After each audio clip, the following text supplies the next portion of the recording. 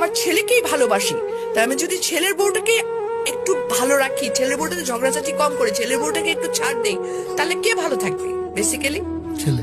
Yes, এই জিনিসটা মাদের মাথায় ঢুকাইতে হবে যে আমি আমার ছেলের বউকে আমার ছেলের হ্যাপিনেসের জন্য ছাড় দিব।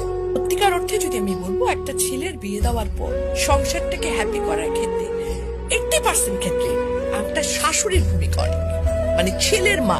ডেফিনেটলি কোনো কোনো জায়গায় ছেলে বউ খারাপ আছে, কিন্তু exceptional cannot be an example. বেশিরভাগ শাশুড়ি কিন্তু বেশি আমার দখলদারিত্ব মনোবৃত্তিতে চলে যান।